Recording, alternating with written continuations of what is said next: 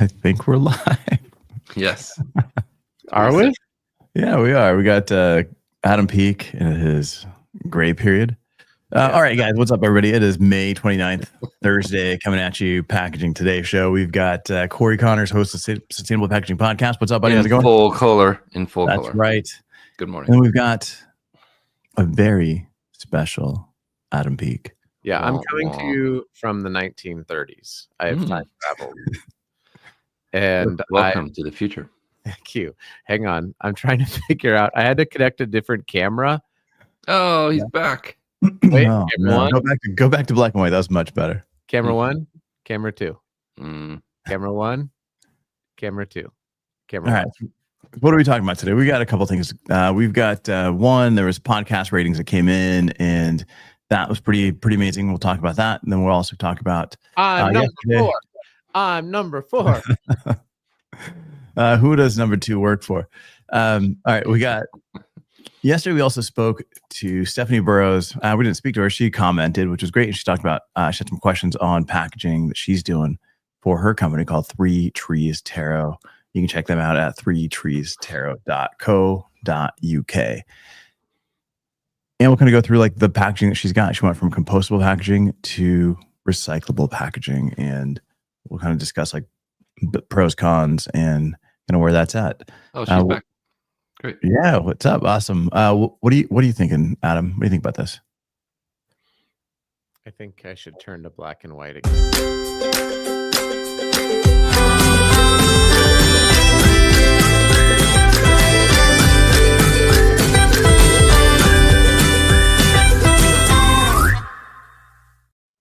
All right.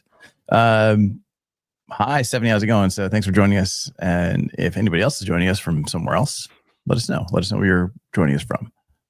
Where's the Uke? Oh, Is that Canada. Is that where you grew up? Was up in the Uke? It is. That's exactly where I grew up in. Okay. But Sweet. we used to call it the Uck. it's north of Minnesota. It's a Ooper. Just to the left. It stands for Upper Kentucky, actually. That's exactly where I came from. The great UK. Excited to talk to you, Stephanie. Yeah, for sure. I'll be in the UK come October. We've got that packaging premiere show coming in London. That'll be a good time. A lot of cool stuff happening. You're already number 2. You don't need to lie to impress us. All right. Am I number 2? All right. Corey posted about this yesterday. What? Corey's number Juan. Thanks, Juan, for the nice intro. Well, shout out to Brody Vanderdusen for sending me the list. They emailed it to her, and it was a company called FeedSpot. And as far as I know, that's a place where you can go and interact with podcasts and their hosts, and contact them for sponsorships or sponsoring their podcast or being on their podcast, things like that. And they put out lists like this every once in a while.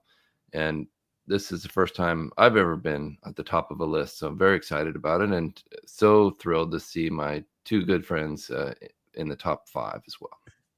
Corey, you're at the top of my list. Thank you, sir. Always. If I'm ever in Milwaukee, Oregon, and I need something, like if my car breaks down, I might be number 1? busy. Corey, I just checked my calendar, and I'm sorry. you're busy then? I'm here for you, man. For sure. Nice. Thank you. I have I've actually seen the feedstock list in the past. Yeah. I have written to them because their details are always wrong on my podcast. Like they'll have like they have my logo from a long time ago. Yeah. 2021. Yeah. I don't know. I think it's cool. It's always fascinating because podcast data is all over the place. Yes. Yeah. Thumbnails. Yeah, but it's cool. It's always cool to be recognized. I of think we can all admit that Packaging Unboxed is number 1 in everyone's hearts. Mm-hmm. At least on this show, right? At least on the show. Yeah. It's the number 1. It's the number 1 show. I'm only saying that so I don't get cut off again. We'll see. We'll see. Yeah, I'd like to talk to them and see what kind of criteria they use, because I know that like, for example, Adam's podcast has the most downloads and Avelio has the most followers on YouTube, and there's significantly more than mine. So what made mine the top of the list? I'm not sure. It could be. Is it money? You paid them, didn't you? It's probably the amount of money I gave them. Yeah. And they asked me for $5,000 and I said yes. And apparently that was the criteria. I've been sending them donuts weekly, so that's helped. Awesome. All right. So we got quick shout out to Shuhat D04. We got Chris Olson. Hey, Chris. Good morning, Chris. Obviously, Stephanie Burrows, who we're going to talk about here in a second. And Juan, thanks again for joining us. And let us know where you guys are watching, listening from. Hey, wait, before we get to Stephanie's. Oh, my God. I know. Yes. It's always the hey, wait. It's always. Hey, wait a second. It's always the. All right. One more thing. You guys, yesterday I was on a very professional podcast. I went to a studio. I sat in a chair. They had Whoa. They had a lot of really nice. I know they had a lot of really nice. Hey, wait. Hey, just wait a second. They had their own chairs. Come on, guys. I'm impressed. I'm serious. They had chairs and carpet on the floor. But it was cool because they had a producer. Yeah. They had somebody producing the show, and Charlie. they had thousands of dollars of camera equipment, and I was like, "Jeez, this place is way too fancy for me." But do they have listeners like Brian Frantz or Chris Olson? Know. They don't know, but it was very exciting. And it's about shipping. Know your ship. So shout out to Know Your Ship. I don't know when my episode will air. I'm just talking about it now so I can sort of timestamp it in case they were like, that was really bad.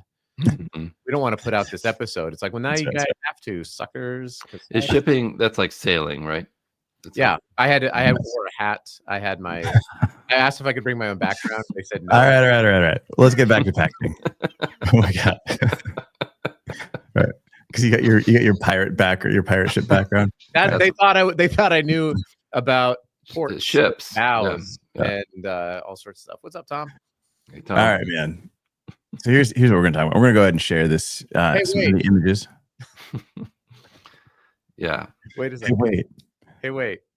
I want to go to black and white. So this is from. All right. So these are pictures from Stephanie Burrows at Three Trees Tarot. What am I doing here? From the United Kingdom. That's right. So there's a few different things that she's shipping. One, like this is the way she's shipping out her art prints. This is No Issue, eco packaging. It looks like this is their compostable bags, compostable envelopes. And then we've got the way that the products ship, right? So we got an e-com box here. Corrugated for the win. Nice. Corrugated, absolutely. What's that on the outside of it? This is a label. Thank you. It's a sticker. That's what that is. Probably a sticker. I like their artwork. It's really cool. Look at this end though. Like this is. So that's on purpose. Have you seen that scallop? That's so you don't get paper cut. Okay, I've not seen those. Yeah. Yeah, if you run your fingers over that, it's not supposed to cut it's not supposed to allow it to cut you. That's the idea. Nice. We got Brian, is this a thing? Because he asked me on that podcast, Brian. He literally asked me if it was easier to ship a bed or ship some pants. That was an actual question. Is that a thing? Sadly, I have not listened to the podcast, so maybe I'll have to go listen to it. I just showed up and I was just it's not about the podcast. It's I think it was a Kmart commercial from like 2020 where like I just shipped my pants, and they're talking about buying pants and shipping them, and everybody in the thing saying I just shipped my pants. Change the last letter, Adam. I got it. Listen. All right. So I understand now. I understand. So the first one was the old packaging, and this is the new packaging. So, well, No, there's so she's still doing. It appears she's still doing this one for the art prints, right? Because it's just flat. But now anything that's got some form depth to it is going in this. Now, yeah, I hadn't seen the scallops. Is this something? All right. So if you're out there ordering boxes, like, can you ask for the scalloped edge, or is this something that comes from certain people? It's just a tooling change on the cutting die. Mm-hmm. Okay. Doesn't add to the cost, to my knowledge. Huh. Awesome. And then Stephanie's saying that this is a recyclable, waterproof mailer from No Issue. That all right, so Corey, store drop off. Yeah. So anything that's going to be like this flexible kind of a film that's recyclable is typically going to be store drop off, and you've got to drive it to your grocery store and probably put it in low there. density polyethylene. Yeah. In the UKS, the United Kingdom of States. That's here. Yeah. Of America. But even, she mentioned it's soft plastic, but even looking at it, like the way the light's reflecting off this, it almost looks like an EVA or some type of matte, like soft, touchy. Really Jinx. cool looking. Jinx, you owe me a soda. I like the matte look. All right, so let's get to the inside of this box, right? And this is, if you're a startup, if you're just launching a product, if you're just trying to get into market and you're trying to figure out like the best packaging for your product, recyclable is always a great way to go. Most people have access to recycling paper and board. So you open the box, looking at these lines here on the inside of this lid. I mean, that's a big flute. That's sea flute. Is that sea flute? I was gonna say that looks really. That's as big as you'll use for intense, e-commerce. But I wouldn't recommend sea flute for this box. I would have shifted to a B flute or an F or something smaller, maybe an E. Yeah. So that flute is more intense than an Andre 3000 record. Although they're not printing on it, so I don't know if they're just going for that kind of environmentally friendly look. Then they nailed it. Okay, so let's talk about fluting. What on an e-commerce box, like, this is a pretty small e-com box. It's shipping. She's shipping it out of the UK. Half the orders are going to the US. So we do need some kind of strength, vertical strength and to eliminate anything crushing and protect it all the way here. When you're going through options, right, you can go with an E flute, which is going to be thinner, meaning that the gaps in the flute are more condensed. Here's my cheat sheet that I put by my desk. All right. So give the pros and cons here, Corey, because you're the expert in corrugated. Allegedly. So the print quality will improve with a tighter flute or a smaller flute, because the lines, the vertical lines where it's glued to the paper will be closer together. So you'll have a smoother surface. Okay. What about protection? Protection, if you are shipping something heavy, I would recommend C flute, or something really heavy, I would recommend double wall, BC or BE or CE. There's a bunch of different combinations, and there's a bunch of different reasons why you would go with all the options. But this, to me, is something I would have spec'd in a B flute, because there's a lot of reasons for that, including you're going to be able to get a lot more B flute boxes onto one pallet because it's thinner material and it's just as strong. It just doesn't have the cushioning on a drop test. Yeah. And a weight of a deck of cards isn't necessarily going to damage that product, that box when you do a drop test. Yeah. So your recommendation, I would have used B or E for this box. Yeah. Okay. And Stephanie's saying that she originally chose it because it felt robust. And like I said, she's shipping half of these orders to the US. But you feel like a B flute would probably be more than sufficient. I think so. Yeah. But it looks great. It looks great. Yeah, for sure. Right. But like, how do we, how would we kind of tackle this? And then, Brian mentioning that having like the personalized letters and items on top is kind of nice. Just again, it's like when you open it, you want to reveal something that's not the product. Like you want to give like this delayed gratification in your opening process. Like you open it, there's like one layer remove that, and then your product can be below that. Question. Yeah. Question for the experts. Hey, wait. Can we solve it? Somebody asked me, has there been any data to support like a connection between an unboxing experience, like a personalized unboxing experience, and customer retention or sales? And I don't know of any other than like it's a good idea to make your customers feel special, but I don't know of any sort of like data or studies around it. Do you? Yeah, I believe Pattern has done some studies on unboxing where there's a comparison. I believe drive down there and talk with them. Hey, they're right up the street from you in Utah. I know. Oh, that's awesome. Yeah. So what are they, like a research firm or an agency? They're a little bit of everything. Right? Yeah. I think they own a part of Enlisted. They do a lot of like the back end online ordering systems. So they do a lot design and data as well. See, so I know they've done stuff. I know Huge Inc. has done some studies on unboxings as well. There's been quite a bit of companies that have done this. Then like kind of just going through the rest of this unboxing, right? Like you open it up, you've got different components. Then the cards, again, thank you. Pushing them to follow on social, which helps grow your audience, helps increase interactions. Like there's all these, the reason you want to push people into your kind of direct people into your social. Would you QR code that so that somebody could go directly to their Instagram on their phone? Good idea. Yeah, you could. It depends on your audience, I think. If your audience is on the older side, they might be less likely to scan. Yeah. And more likely to go and type it in. But you can do both. You could do both. Absolutely. Or what about an NFC tag where you could just tap your phone and it would open up their Instagram page?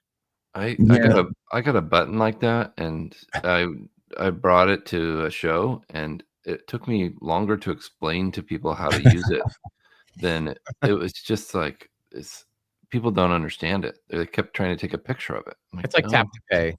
Yeah. No, it's a great idea, but it takes some education.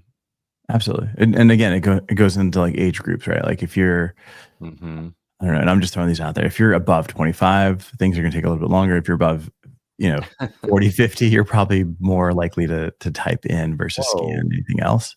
Not me. QR codes all day. Mid 40s. Yeah, but you're trying to be young and hip. It's just not working. Hey, wait. Hey, wait. Hey, wait. Adam's hip. Check it out. Wait, I need a younger hip because my hip hurts. I want to comment. Look at Brian's comment here. For fluting any packaging, I always consider the dimensions. The larger the dimensions, the more I like to thicken the substrate. For smaller boxes, thinner material is fine, especially with this kind of a structure. And the kind of structure being like that RELF, where the two side walls double up and actually have like the front and the back panels inserting in. So you actually have 3 layers. So you end up with those 3 layers, strengthening that up. We got our buddy JQ showing up. Hey, JQ. CEO. Velia, what you said, RELF? Yeah. Roll and lock front. Oh, thank you. All right. And then this one has like a cherry lock, but it tucks in. But on the side here, you've got one layer. You've got this layer going in, and then this folds over to go in as well. We call that a postal lock because it looks like a mailbox. I was going to ask, what's the difference between a cherry lock and a lock front? And now cherry lock is rounded generally. Yeah, everything's a cherry lock these days. Yes, they all are. Yeah. Why cherry? I don't know. I get a t-shirt. Here's the inside of the box. Crinkle cut. Crinkle works because it creates that cushion, gives you some movement. But not recyclable, right? People don't recycle it. Yeah. It's Why don't they reusable. recycle it, Adam? You could throw it in your garden. It doesn't get recycled. Yeah, why not? Because when it goes to, at least in most Too crinkled. MRFs, yeah, it's too small. So it's just Mhm. going to fall through the cracks and go to the landfill. Whereas the paperboard will all make it through where it's supposed to go. But the small little shards of paper, Mhm. that's the right word, right? Sure. Don't And ship these to things, Japan, don't these things shard are to Japan. taking up a ton of room in her warehouse. You know, if Mhm. I'm assuming this is not a huge company, and they're probably operating out of a smaller space, so she could really cut down on the space needed with a small corrugated insert or an automated paper void fill system like maybe Oh, yeah. Papillon paper or something like that would be really cool. What Or are the cards all the same Ranpak. size? I think it's probably something that could be quickly fixed. Yeah. Stephanie, do you have variable SKUs of different size cards? Because it seems like cards would be something, to me at least, that if there's a common size, then you could just make the mailer smaller. Yeah. Well, Oh, look at all here's a that corrugated stacked on the side. See, she could really cut down on that. absolutely. So, all right. So a couple things. One, the crinkle, right? With the crinkle here, MRFs, the plant before it goes to recycling that separates out all the packaging, is that when this goes through, it just spills everywhere, right? Because it's on fast moving conveyors. This stuff just makes it, onto the floor. Never really kind of makes it through the whole process. So it's a pain in the ass for them. It's just like if you were to take your shredded documents and send it to recycling center. It goes everywhere. They hate it. It's like confetti. Now having three, so like this, like Corey mentioned, you can get a roll of craft paper that they either have where you can pull through and it kind of crinkles it up for you, and then you tear it as much as you need. You can pack that into your box and surround your card decks nicely. Yeah. You can print that, so you can print your art on there as well, so that it feels branded, and eliminating the amount of corrugate that's happening here. They could use Scotch Cushion Lock or Ranpak, or there's a bunch of. Stephanie, I'm happy to consult with you and help you, but we could save you a lot of money here.